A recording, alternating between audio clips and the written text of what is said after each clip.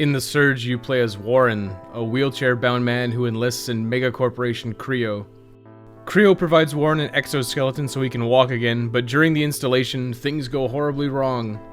Warren must then navigate through the facility and find out what's causing this horrible scenario with a science fiction horror twist. The Surge is a third-person action RPG. You progress through the levels, fighting enemies, gathering scrap, which can be used for upgrades and customization, and unlocking shortcuts to let you bypass sections you've already completed. Area progression is gated behind a boss encounter, which always drops a weapon. Defeating the boss under specific parameters also gives you a free upgrade to that weapon, which is a nice touch. If you ever die in the Surge, you respawn at the medbay and your accumulated scrap is left on the ground. You can return to collect it again, but if you die before that, it's lost forever. In the Surge, you're now under another condition, in that you must return under a certain time limit. The pace of the combat in the Surge is very slow. Your weapon swings are annoyingly sluggish. Your attacks have huge windups and combos just don't feel good. A large amount of the combos will deal more attacks than button presses. Pressing the attack button twice will often result in 3 or more swings, which frequently leaves you vulnerable to reprisals. This makes your main objectives in combat to either stunlock enemies to death in a single combo, or use a series of hit-and-run tactics.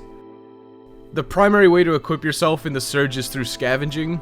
Since everything you're picking up is mass-produced, you'll be salvaging parts from your fallen foes.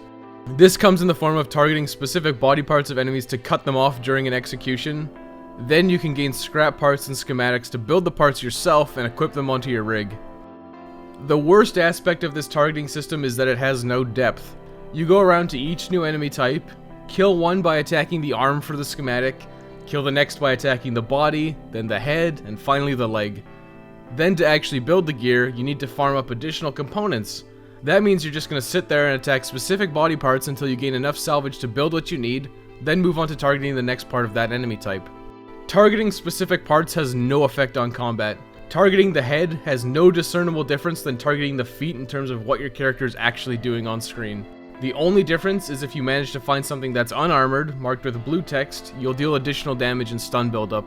The way the targeting works for individual body parts means you can't swap between different enemies easily. You need to drop your lock on and reapply it to change to a different enemy. Multi-enemy encounters are always a sore spot in these kind of games, and it's made worse by that targeting flaw. There also just isn't a lot of enemy or weapon variety. You're always up against workers and exoskeletons, just like you. There are a few different variants, but they all behave the same. The main differences are the handful of weapon types they're equipped with.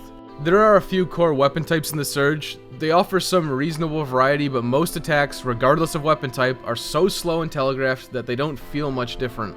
You'll more than likely be sticking with one type for the majority of the game because of the proficiency system.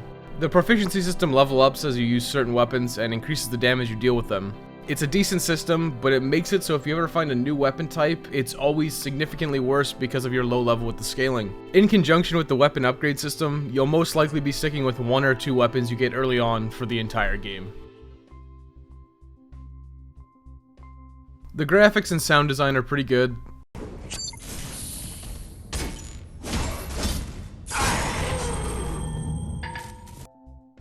The voice acting is lacking, especially the AI controller who's constantly greeting you whenever you arrive at the medbay station.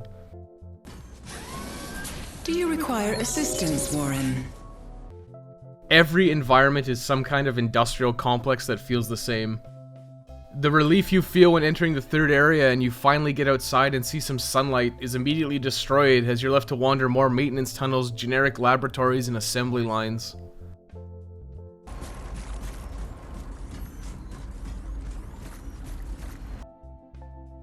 The music is all forgettable, except for the song that plays in the medbay. It's called Prisoner by Stumfall. Are you receiving? Hello? Can you hear me? Are you still there? Deck 13 either really liked the song or wanted to get their money's worth because it plays constantly. It's even the end credits theme. During the course of the game, you'll run into monitors running constant loops of pre-recorded video. Does a garden bloom overnight? Was Rome built in a day? We all know the answers to these questions. To say these get annoying is an understatement, especially in the R&D department where you're constantly subjected to them. The interfaces are horrible. It's difficult to tell what anything is. It's even harder to see necessary information. Basic things like what implants or equipment you have equipped is way harder to process than it needed to be. Part of it's the color schemes, part of it's the small font sizes, part of it's the general layout. It just does not work well to convey the information you want at a glance. The Surge has an interesting premise and setting. You're shown that Warren, the main character, is in a wheelchair at the start of the game, on a train to the mega corporation Creo. Most likely because Creo offered him the ability to walk again via an exoskeleton. At least that's what you'd infer, since it's never explicitly stated anywhere why Warren wants to work for Creo. Then you're shown a very unsettling scene.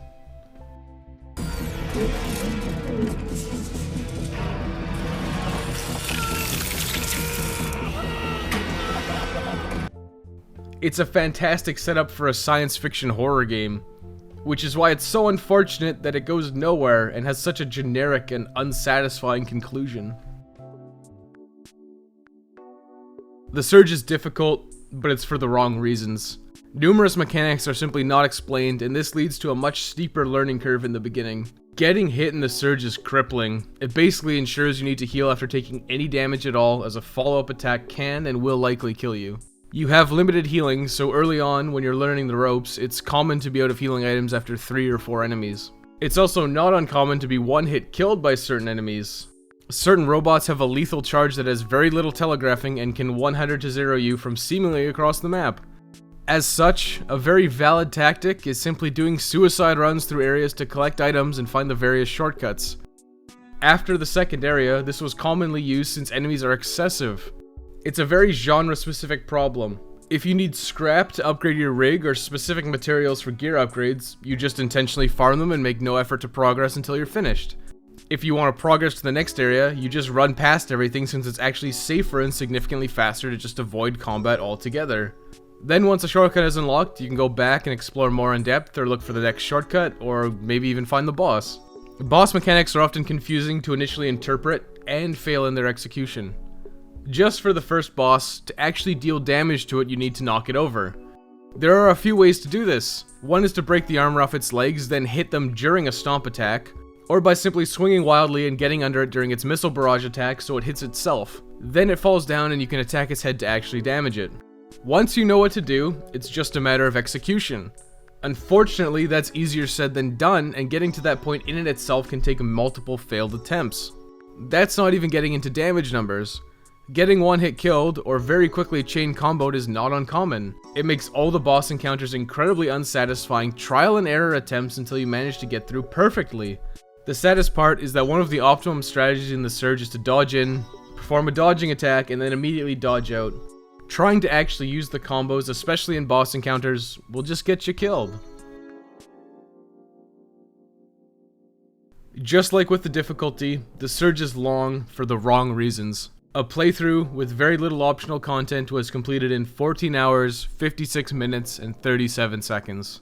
The Surge is broken down into independent levels. There is one hub per level that acts as your checkpoint and healing station, upgrade station, and each level tries to incorporate a few shortcuts to this initial hub. It does succeed, but often at the expense of good level design. The shortcuts often don't feel intuitive, and rather utilize things like access walkways in the ceiling rather than having logical level wraparound. They just stick a line from A to B in arbitrary locations to accommodate shortcuts. Not all of them are like that, and there are some meaningful shortcuts, but they are the vast minority, and most of them fall into these access walkway shortcuts.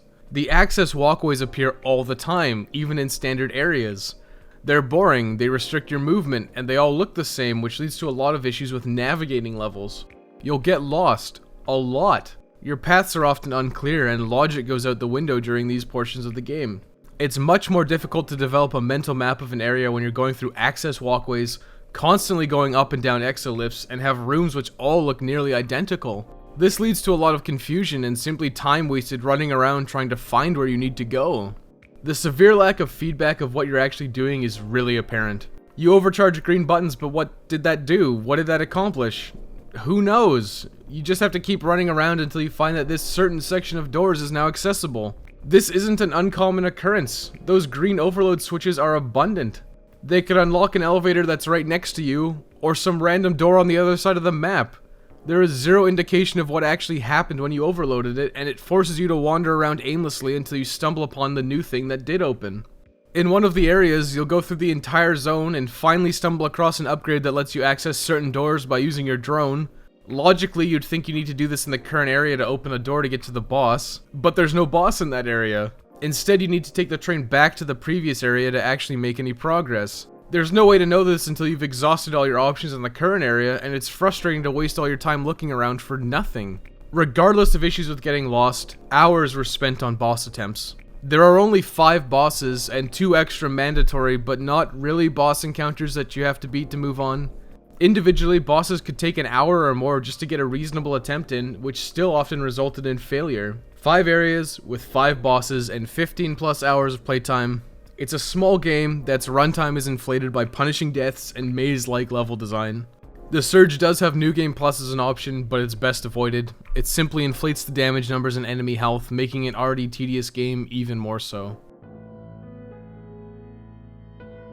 The Surge is simply a chore to play. It tries to do some cool things, but misses the mark in what makes this genre good. The premise and setting is interesting, but it doesn't go anywhere. The introduction really gets you excited, but nothing happens for the majority of the game, and the conclusion leaves you utterly disappointed. Suffering through the slow combat, the tedious farming of gear and upgrade materials, navigating levels that have no discernible features, and bosses that feel totally luck-based is not worth the time and effort for a payoff that just doesn't exist. Don't waste your time, and don't waste your money.